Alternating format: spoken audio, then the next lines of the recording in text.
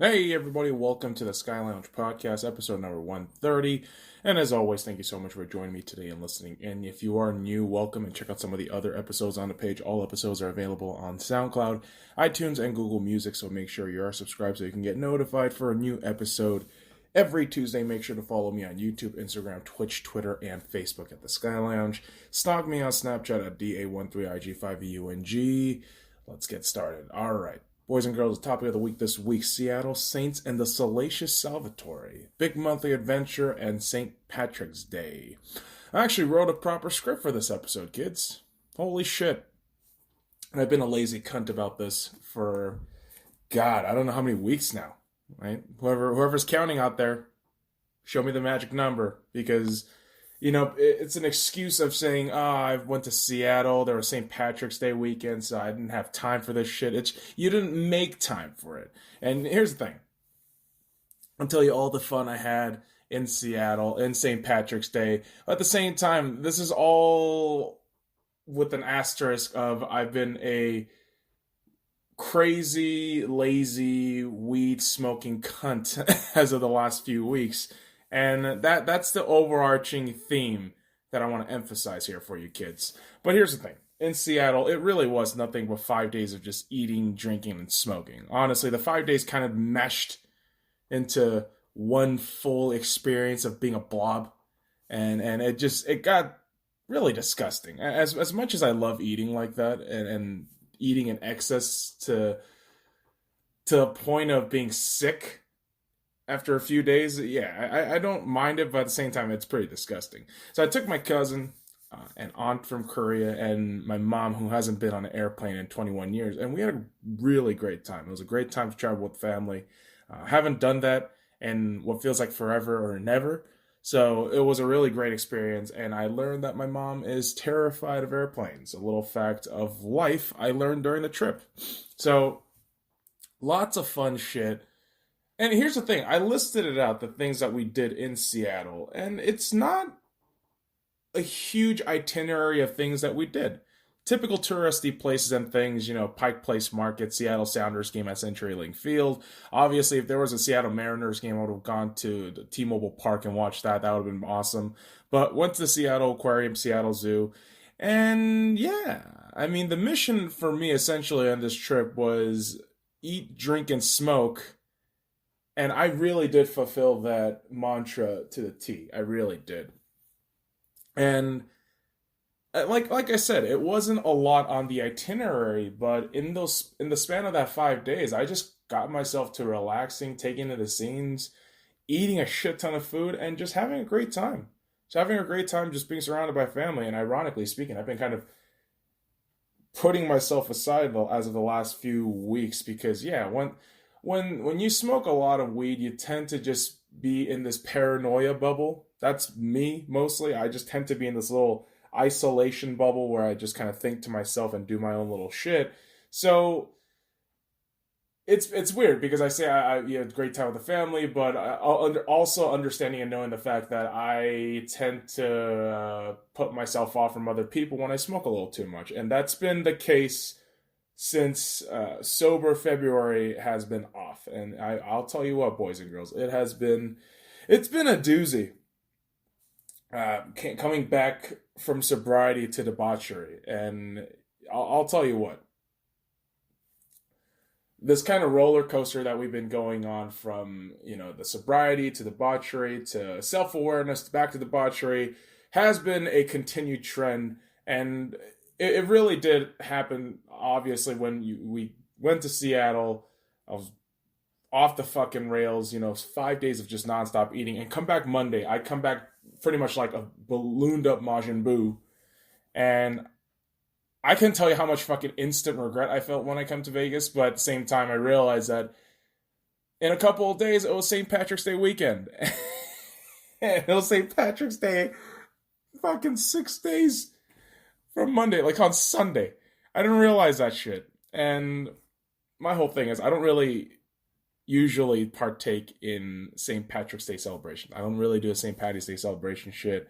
The last few years has been really due to work, but mostly I don't find myself drinking all too much after all those times of doing so back in college and all that. But I did went out to drink, and here's the thing, kids. I had to prepare myself for this shit. I had to make sure throughout the week I was working out, which ironically, again, I haven't done the last 2 days, but for that weekend, I made sure I was worked out. I was good to go. And shout out to my boy Ryan for having me over, for introducing me to kind of Irish culture. His Irish hospitality from the family, great stuff. And, after drinking in excess like that on Saturday, thanks to my boy Ryan, uh, good Lord, I was exhausted. And it gets me in this funk of my body is going to go in this weird phase of, oh God, eating, smoking, throwing up in excess. And it just kind of repeats this fucking vicious cycle of bullshit. And what made it worse was really Sunday, I had to go to the game at the T-Mobile Arena. So it's been a long few weeks. And despite the fact that it's been gapped by a couple of days of doing nothing. And the thing is, like, I'm talking about all these events, and it sounds very discombobulated right now, because it is. I'm not gonna lie to you. I won't fucking sugarcoat this shit right now and say this is my best script. No, this has been fucking awful the last few weeks. I don't blame the family. I blame this purely on myself of debauchery just getting a hold of your shit and fucking you up. And I can blame it on Seattle. I could blame it on St. Patty's Day. I could blame it on the family. At the end of the day, it's all me. And here's the thing. Physically, psychologically, I'm trying to compensate for weeks of not doing this shit. And it's fucking with me. I'm not going to lie to you. It's fucking with me. It's gotten to this point of trying to figure out how I need to segment smoking. That's the ultimate lesson the last few weeks has really been eye-opening for me personally. And the thing is, my folks, my cousin and aunt are actually headed out to Korea 2 weeks earlier than scheduled, so it's actually going to help out for me to get some level of consistency back in my life right now, because it has been a fucking disaster. I have gained an excess amount of weight, which I will talk about later. Or fuck it, I'll talk about it right now, because there's no fucking point of pushing this shit off. Yeah, I've gained at least 22 fucking pounds from Seattle, from when I basically ended sobriety month, right? March 1st, I weighed in at 245. I came back from the trip at Seattle, 265. In the span of a week. And pretty much that includes St. Patrick's Day weekend too, because I was drinking and eating like a maniac. So 265, we're back to just this grossness. And here's the thing. Again, I could put it on all the excuses, put it in all the other elements out of my control. But at the same time, this is all me. And you know what? I'm going to smoke after I record this shit. But at the same time, we got to figure this smoking thing out, because my body is gross. It's always been gross. But I hate feelings like this when, even though I'm having a great time, like, I am very self-conscious about what I'm putting into my body. I'm very self-conscious about what's going on. And yeah, Seattle, as great as it is, not going to lie to you, exponential excess weight gain in such a short span of time is terrifying. And it just comes to the matter of just make sure your debauchery is all shit, dude. Or all shit. It's all set, right? Make sure it's all set. Otherwise, you're fucked. And again, it's a very disorganized topic of the week we did today, but it's been a few wily weeks, but we have to get back at the shit. That's ultimately what's happening. We have to get back at the shit. So let's go. And it starts with some sauce. God damn it. It's been a long fucking time. Guys, all game and match reviews are on the YouTube page at the SkyLounge, so make sure you check that shit out for more detailed shit. Obviously, we haven't done sports ball in a long time. So, I want to get through this as quickly as possible, but at the same time, a little bit of detail doesn't always hurt, right? Arsenal had a lot of matches as the last few weeks. So, February 27th, Premier League week number 28, a 5-1 win against Bournemouth. And the subsequent week after that, March 2nd, Premier League week number 29 against Tottenham, a 1-1 draw, a draw that could have been a win, but we bottled it at the last moment, which is ironic because it is Tottenham. So fuck Tottenham. Fuck them. And we kind of fucked ourselves for the Europa League round of 16, leg 1 on March 7th with a 3-1 loss at Stade Rennais. But we bounced back. Premier League week number 30, March 10th, a 2-0 win at Manchester United. And to win in the second leg of the round of 16 in the Europa League versus the Stade Rennais, same team on March 14th, the subsequent week, to win that 3-0 and to win on aggregate 4-3. A lot of takes for Arsenal this last few results here. Positive results, but the important thing is winning. Obviously, that loss against Rennais and that draw against Hotspur, not a great thing we want to have on the resume there. But hey, ultimately we made it out. And thanks to actually buckling up and getting the results, Arsenal will be participating in the Europa League quarterfinals, facing Napoli. Difficult test that will begin on April 11th, then the second leg the following week on April 18th. So, other Arsenal news that happened as of the last few weeks. Arsenal was charged by the FA for a pitch invasion incident versus Manchester United. Odd, but sure. Gideon Zelalem joins Sporting Kansas City after never really having played for Arsenal. Best of luck to the lad, but it was a bit of an odd news that came out. But Arsenal with all these great news, fun news coming out. Unfortunately, we're mired by the international break again. The plague of the international break kicks us all in the dick. So no new Arsenal football until April 1st. But we're all April Fools because we have to watch that shit on April 1st. So hey, there you go. And more football news, boys and girls. Jack Grealish punched by a fan, but scores a match winner on the derby. Aston Villa versus Birmingham. And the little bitch who did it has been banned from going to any football matches in the UK for 10 years and has to pay Jack Grealish £100 in compensation. I can't make that shit up. £100 in compensation. So, kids, the ultimate lesson is don't invade the pitch and punch players. You are a cunt bag if you do that. Go fuck yourself. Now, the 2022 World Cup will have 48 teams instead of 32. A lot more teams to be miserable than normal. That's my only really take on that. And again, the 2022 World Cup is kind of a joke to have it in December and in Qatar. I already have a huge thing against it, but at the same time, we're going to watch it. Of course I'm going to watch a World Cup. It's a fucking World Cup. Who the fuck doesn't watch a World Cup? Get fucked. Now, someone who actually did get fucked, Fulham decides to fire Claudio Ranieri because their season is in the complete shitter and places Scott Parker as interim manager. I mean, do you blame them? With all the expectation of doing well in the Premier League, Fulham has failed in every sense of the word. They are probably going to get relegated. You know, more than likely, 90% they're getting relegated. And it's been a disaster. And for another club, it's been a disaster. But for them, they feel this would be the impetus for things to change. And it's Real Madrid. They hire Zinedine Zidane back as head coach, replacing Solari, and signing a contract until June 2022. Holy fuck. You can't blame Real Madrid. You really can't. They were playing so fucking bad after Zidane and CR7 left. This entire 2018-19 season for Real Madrid has been a fucking horror show.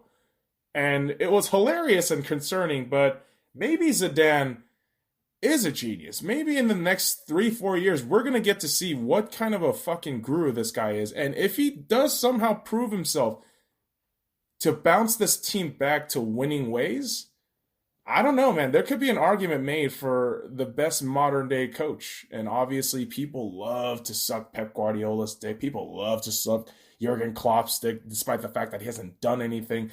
But Zinedine Zidane, man, don't be surprised he does some magical shit this time around with Real Madrid. Now, Speaking of magical things, magical competitions, the FA Cup. The FA Cup semifinals has been announced because there has been a lot of fun upsets, a lot of downturns.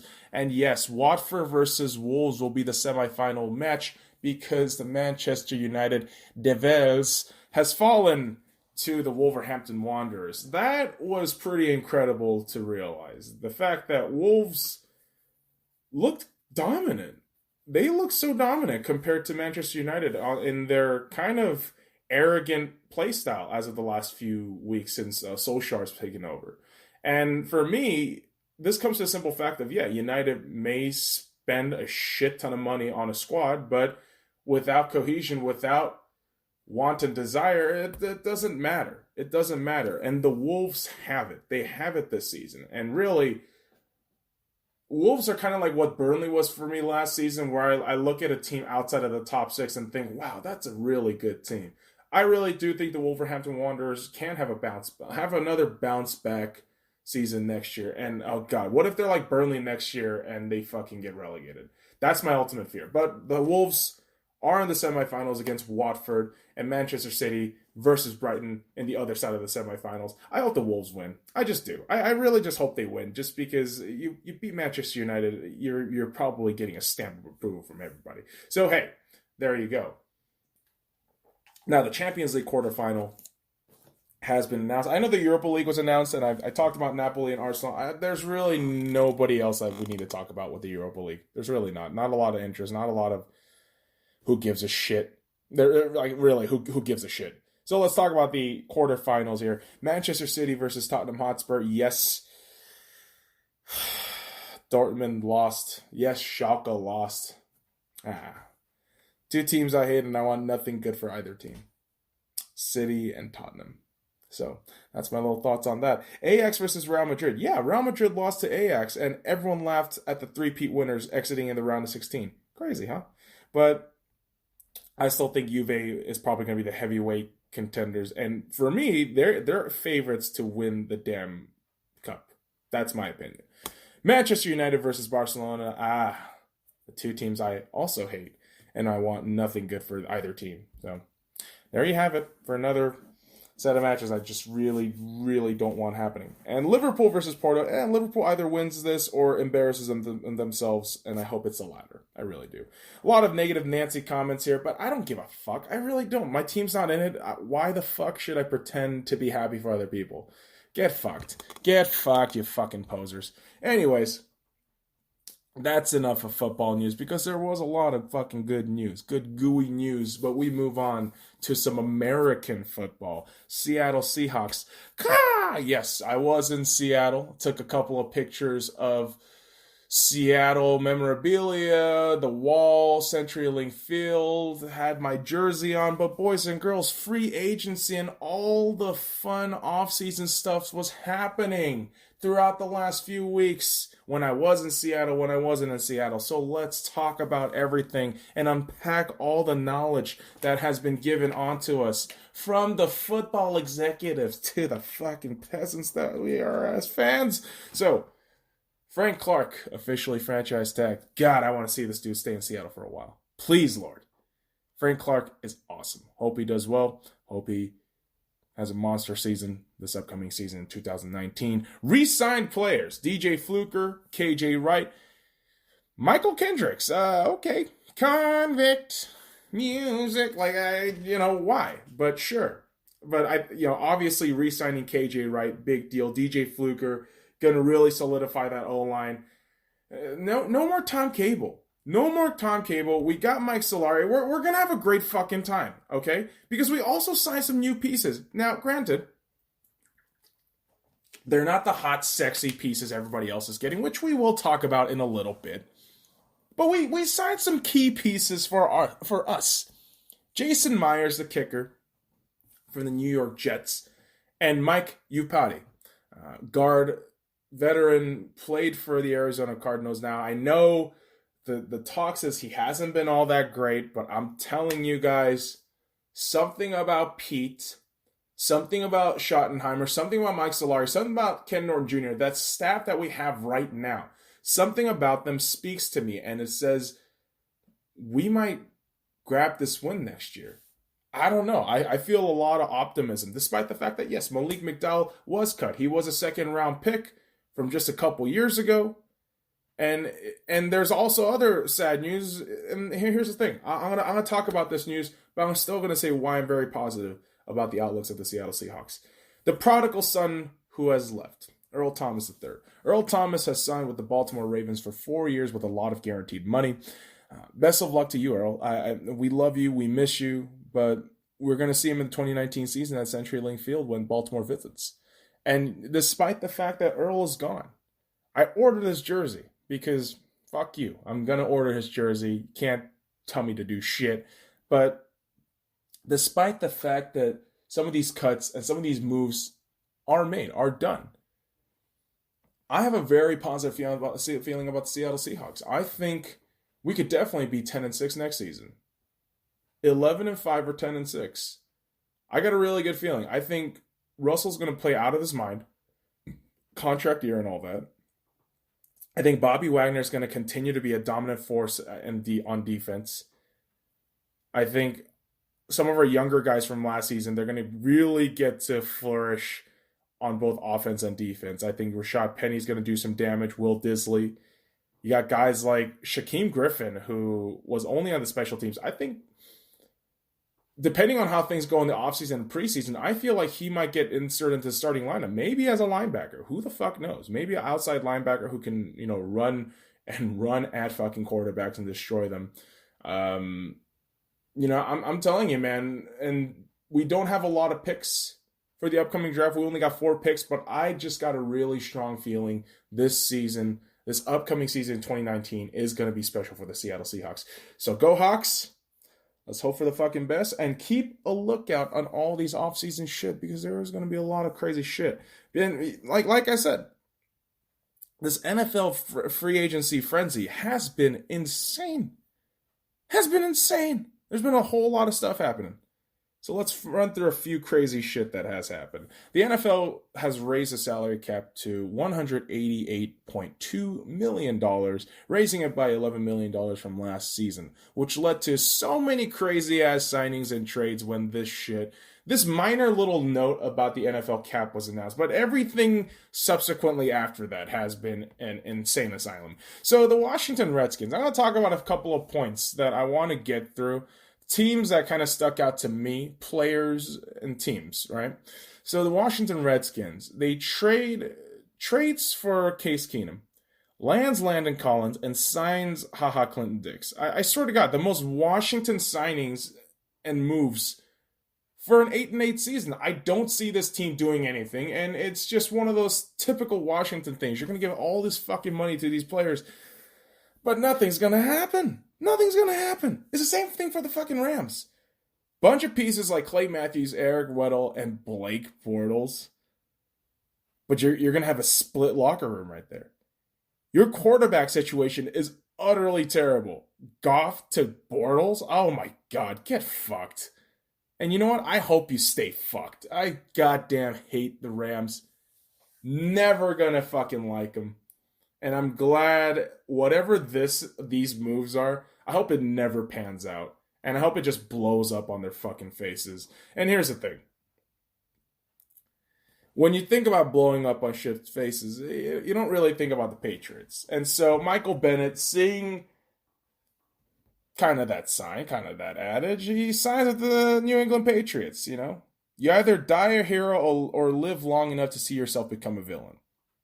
And unfortunately, that's Michael Bennett for you. I can't diss a man for making a move for his money, for his job. I get that shit, but you're going to the team that fucked us, dude. I don't know.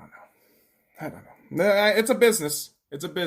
And speaking of business, Big Dick Nick, aka Nick Foles, because business couldn't be handled in Philadelphia because they did not sign into a franchise tag, Big Dick Nick has signed with the Jacksonville Jaguars. Foolish. Now Big Dick Nick is gonna rot in the armpit of America. Like in the fucking armpits of America. Good God. Big Dick Nick. It's a tragic story. But what really is kind of a roller coaster of a story has to be the Jason Witten saga. Jason Witten unretires, leaves Monday Night Football on ESPN. thank God, and returns to the Dallas Cowboys. Oh God, why? Jason, do you understand that your quarterback is still Dak Prescott? He might be a warrior, but he is not accurate. He will throw more interceptions than touchdowns, or turn over the ball more than anything. And you're coming back to that situation, and you might kind of fuck over the cap situation for the Cowboys. And the Cowboys, it's only going to get worse for them because they do have to sign Dak and Zeke real soon.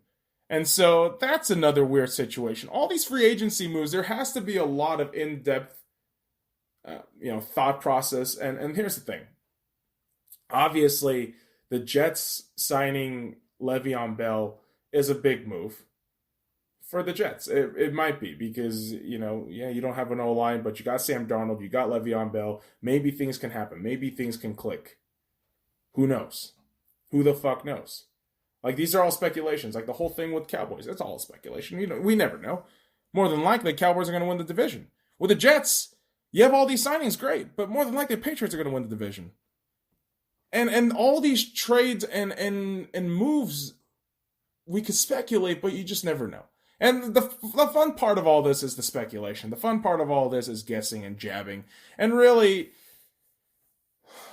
there's nothing more funnier and hilarious than what the Raiders do, and as of the last few years. And Antonio Brown was traded to the Oakland Raiders for a 3rd and 5th round pick. This was the big news, yes. But also the cherry on top of this fact was also just the move of Vontaze Perfect, who was cut from the Bengals and signed by the Raiders. The guy who fucking tried to murder AB on the field multiple times in their careers. I mean, holy fuck, man. This is some Kardashian-esque bullshit. You're definitely putting this team on fucking Hard Knocks. This is TV gold. You got Antonio Brown, a.k.a. Cancer. You got Vontaze Perfect, a.k.a. fucking murderer. And John Gruden, Chucky. I mean, all the fucking TV personalities there, you got yourself a show. Because the team that was on Hard Knocks, the team that was a laughingstock, I believe, made the biggest fucking news this entire last few weeks. And they're a team that I have said this offseason, man, don't be surprised if they go 10-6. The Cleveland Browns. Trade for Odell Beckham Jr. for a 1st, a 3rd, and Jabril Peppers. Cleveland, OBJ. Holy fuck. I know I've been saying 10-6. I really have been. Check the fucking tape. Check the goddamn tape. I've been saying that about Antonio, about the Cleveland Browns before OBJ. I've been saying this shit, but man, 10-6, they're definitely winning that AFC North division. They're definitely winning that shit. And who the fuck knows? Maybe they win more than that. Maybe the AFC Championship is wide open for them. I don't fucking know. But the Browns look real good. I mean, the Raiders are still years off of a rebuild. They're still years into a rebuild. They have years to go. But the Browns look so good. And here's the thing. This is the one thing about the Browns that people don't realize. That offense is one thing. That defense is pretty underrated. That Browns defense has been amazing on takeaways. They've been really solid on rushing yards, on almost everything. I feel like the Browns defense is one of the most well-balanced defenses in the league. And here's the thing. While one team comes off of this bravado and confidence from this trade, one team is left to wonder in the dark and in the basement, what the hell is going on with the New York Giants? Is there a plan in there? I mean, is Eli really going to be your future Q quarterback? Is tanking really your guys' answer right now? Probably yes. But, I mean, Jesus Christ, it has been a fucking disaster for the Giants. But boys and girls, the NFL has provided so many great stories and news as of the last few weeks. And unfortunately, for our little minor league counterpart in the AAF, we haven't had a lot of positive news. A lot of news has been about, ratings have dropped, there's not a lot of viewership. And even me personally, I haven't really been watching. But a bit of fun news developed through the last few weeks. Johnny Manziel was cut by his Canadian Football League team then signed with the AAF, specifically for the mediocrity of a team known as the Memphis Express, who are abjectly terrible in the AAF. How will Manziel turn out? Who knows? And who cares? Because the AAF hasn't really garnered too much attention, and ultimate fear is there may not be a second season. I still hope there's a second season. I hope this thing goes around and picks up some pace. And Johnny Manziel to this league is a publicity stunt, unless Manziel starts winning games. That will be the difference makers. If he can produce to the level of that Heisman caliber status he was in college, you never know. You never know what's going to happen. But I don't know. We'll have to see. It's always a we'll have to see kind of situation with anything in sports. We can speculate, we can make all these guesses, but we'll wait till we find out.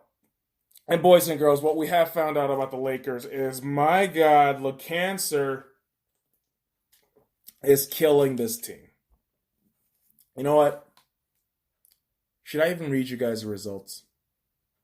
I don't even want to read the results. It's gonna make me all fucking depressed. I'm gonna walk you through. From February 27th to March 19th, there has been a total of 11 games. Listen to me carefully. From February 27th to March 19th, there has been 11 fucking games for the Los Angeles Lakers. LeBron James has missed at least 2 of these games. 2. Detroit Pistons for load management, and Milwaukee Bucks for groin injury, aka ripping your fucking pussy. Let me read the results from February 27th to March 19th. Win, loss, loss, loss, loss, loss, win, loss, loss, loss, loss. That's 2 wins and 9 losses out of 11 fucking games. What the fuck? I fucking hate LeBron James. I really do. I got nothing else to say about this matter. I really don't. Whether he's on the fucking court or he's not on the court, we are worse than we were last season. Do you understand that a rookie Lonzo Ball and rookie Kyle Kuzma had a better season than LeBron James's bullshit era?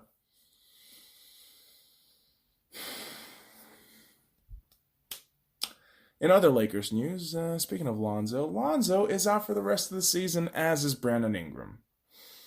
Ah! Kill me! Because next week the Lakers are going to host 2 games. March 22nd, March 24th. Brooklyn Nets and Sacramento Kings, respectively. Will I watch it? I don't know. Do I care? I don't really. No. Does any of this matter? No, not really.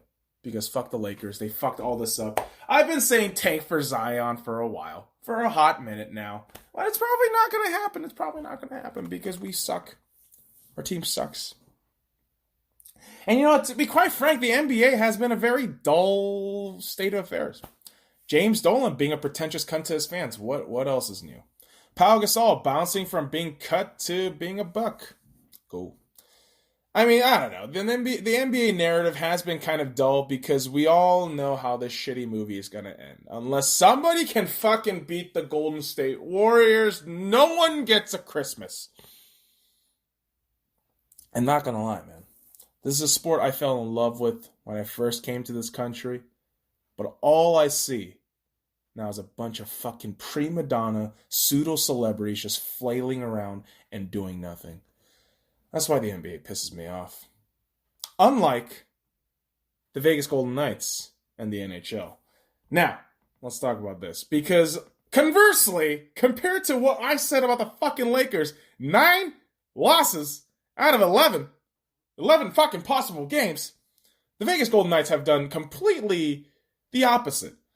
From February 26th to March 18th, the Vegas Golden Knights have gone 9-1-0. 9 wins, 1 loss, and 0 overtime losses. Against the Dallas Stars, February 26th at T-Mobile Arena, a win. At the T-Mobile Arena again the 2 days later against Florida Panthers, a win in a shootout. And then the very next day they went to Anaheim, shut out the Ducks 3-0 in a win. And March 3rd, they hosted Vancouver, 3-0 win. A couple days later, March 6th, Calgary Flames, 2-1 win. Then the Canadian road trip, actually just a road trip, Vancouver, March 9th, 6-2 win. On a back-to-back though, March 10th against Calgary, they lose 6-3. But a bounce-back game 5 days later. They had a 4-day resting period, and they won 2-1 against Dallas at Dallas. Great road win. And for them to have another back-to-back game at Las Vegas versus the Edmonton Oilers 6-3, March 17th, and then a back-to-back game March 18th at San Jose, a 7-3 win. Since the trade deadline, going 9-1-0, 18 points in 10 games, this is incredible. Ever since we traded for Mark Stone, and now we call this the Stone Age, a.k.a. the Stone Age, right? This has been an incredible run for Vegas. Vegas has looked dominant as of the last few games. And here's the thing. Marc-Andre Fleury in this stretch was incredible. He was winning six straight starts. And in a win against Dallas where he had 41-plus saves, he is now listed as a day-to-day injury. Hopefully he's all right because we do have a lot more games coming up. We do have 9 more games that we still have to wrap up this year. So, boys and girls, next week the Vegas Golden Knights will be in the fight for their lives because, yes, there is still playoff spot implications, although more than likely Vegas will be sitting at third. But hey, why the hell not? Reach for the stars. Try to just get as many points as possible because next week we will be hosting the Winnipeg Jets on March 21st and then also hosting the Detroit Red Wings on March 23rd. Then headed to the road against St. Louis at St. Louis on March 25th. So go Knights, go. Keep the fucking points going because Stone Age knows no loss except one. And we will keep it at the one. Other NHL news. Lots of fun shit going on. Lots of crazy news. Senators fire Guy Boucher and seems to be at the bottom, but doing all right. I mean, how good can you be in the dumpster? Really? How good can you be in the dumpster? That's a hypothetical question. But hey, who needs a dumpster when you can't figure out what the fuck your goalies are going to do? I know that didn't make any sense, but the fucking Flyers have used 8 total goalies this season. 8. That's a record breaker. 8. Holy fucking Christ. Holy Christ. This is crazy. This is crazy. The NHL Draft Lottery will be held on April 9, 2019, a day before the playoffs starts, and that is great times. And speaking of playoffs, guys, as of March 18, 2019, the Tampa Bay Lightnings won the President's Trophy with 9 games remaining in the season. Second fastest team, 1995-96 Detroit Red Wings to win the trophy so early. I mean, here's the thing, though. This has been impressive. Tampa Bay has been unbelievable this season. But unless they win the Stanley Cup, I feel all of this will be enough for nothing. If and unless they win the Stanley Cup this season, the Tampa Bay Lightning will have done all of this for nothing. Yes, it is their first President's Trophy Cup in franchise history, but with all the talent, with all the records they broke in this season, they have to win a cup this year. They have to. Otherwise, I feel it's a bust. It's a bust. And here's the thing.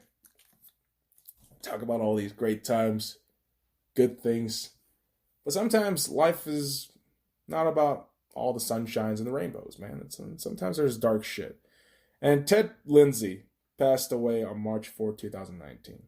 Hall of Famer, 4-time Stanley Cup winner, 9-time All-Star, and a pioneer to the game. Obviously, the Ted Lindsay Award, named after Ted Lindsay, and his contribution to the game has been immeasurable. I know, if I'm not mistaken, he made the Players Union, is that right, to represent hockey players, and this man has been incredible for the game, and it's unfortunate to see such a legend pass away. And yes, aged, very, very advanced age, but at the same time, it's a legend. This man is a legend and has done such an incredible, immeasurable thing for the sport. And, you know, it's one of those things where you should appreciate the pioneers of what sport you love. And hockey is one of the newest sports that came into my life. But, when you watch highlights from guys like Ted Lindsay, older generations, right? Like Guy Lafleur, Bobby Orr, the Esposito brothers, any of those guys, it's a lot of appreciation for what the game was and what the game is now. And may Ted Lindsay rest in peace, because it is it's life. It's life. I like that. That's an awkward way to end it. But hey, there's your NHL news. And let's move on to some Dodgers news. And some baseball news. Because here's the thing. With Dodgers, Clayton Kershaw will not be an opening day starter for the first time in nearly a decade. So he's not 100%. And I'm hoping, obviously, he gets better. Nothing too crazy with the injury. And I just want to see the man win. I just want to see him win. I just want to see this team win. And here's the thing. I feel the Dodgers are in a prime position to do that this season. And I know we just got off of 2 back-to-back World Series losses. But hey, we still got the greatest pitcher on the goddamn planet. We got a great fucking squad. I think we can do it. I think we can definitely do it. Now, is it 100%? No. But I definitely feel like we should. And fuck it. Fuck everybody else. Why the hell not? And here's the thing. Despite the fact that, the Dodgers didn't make any lucrative signings, I feel like it's better than the results of what we've seen with the teams they've actually signed with. Obviously, we talked about Manny Machado a couple sports ball segments ago, weeks ago. But here's the thing. Bryce Harper was the big name. And I feel the organization that signed him kind of fucked themselves over. The Philadelphia Flyers signed Bryce Harper to a 13-year, $330 million contract. 13-year, no movement clause, no trade clause. This is going to be a disaster for them. Now, if they win, I'm wrong. That's really it. But 13 years for a guy who will eventually decline by half of that contract, it's a bit scary, man. And here's the thing. I know Mike Trout is the best baseball player on the planet right now. I know he is. And he plays for the Anaheim Angels, and they signed him to a 12-year, $430 million contract. But that's a long contract. And Anaheim generally, I feel, has had this reputation of not surrounding the team with players to win. So, hey, Mike Trout, have fun being in LAB. Like, seriously, Anaheim might have won more recently than the Dodgers, but dude, really? You ugh. All right. Like, no matter how much talent one person can be, the one person can't carry a fucking baseball team to wins. It just doesn't happen. It's a fucking team sport, man. Lucrative money like that is great. It's a splash signing. It's guaranteed money of them staying there and being your forever guy, but there has to be a team around them. Otherwise, you're not going to see the results. So there you go. There's one guy's opinion on all the sports ball action that we've missed through the last few weeks. Boys and girls, remember, all weekly writing is in the links in the description below. Check that shit out. Weekly writing number 8, freestyle, ballerina. I randomly thought of Sunset Boulevard, the ending to Sunset Boulevard, while writing this, and it kind of worked. Again, not that great nor in depth, but it's better than nothing. It has been better than nothing. So I'm going to take that as a step, and hopefully a good step into next week. And weekly film number 8, Enter the Dragon, 1973.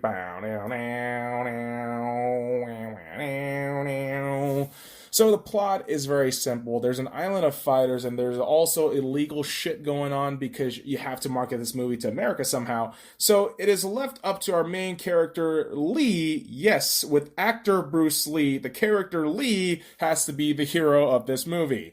Not a whole lot of originality nor thought in this story, but that's what this movie is really predicated on. It's not really about the plot. It's about the fact that Bruce Lee is there to kick ass, and it's pretty fucking awesome. Because, when we talk about the characters, it's Bruce Lee and a bunch of fucking scrubs. I mean, seriously, you have a bunch of fucking scrubs who either get lucky fighting or just fucking die. The white dude, lucks out almost every step of the way and wins and survives. The black dude fucking dies, and every other Asian fucking fighter dies except Bruce Lee, because Bruce Lee is God, of course. Ironically, because he kind of died after filming this movie, so that's awkward. That's awkward. But what isn't awkward is the visual. So really, I don't think the aesthetics of this movie is wrong, but it's a lot of typical 70s martial arts vibe with a bit of wanting to be James Bond-esque. So, not original, but hey, I'll take it. I like it. I don't mind it. It's an aesthetic and it's a style that Robert Klaus, I believe that's the director, if I'm not mistaken. I have to look this shit up real quick because, yes, sometimes I don't write shit on time on proper. On fucking paper. But Robert Klaus, able to get that shit in. And here's the thing. Although not a great fan of the visual aesthetics, the choreography for the fighting is really fun. Obviously, Bruce Lee doing that fucking crazy stare down constipation face is something you memorize as a meme altogether. But here's the thing. The music really sets this off for me. Shout out to Lalo Schifrin for creating a pretty solid ambiance and vibe for the soundtrack. Obviously, the main theme song is a fucking classic.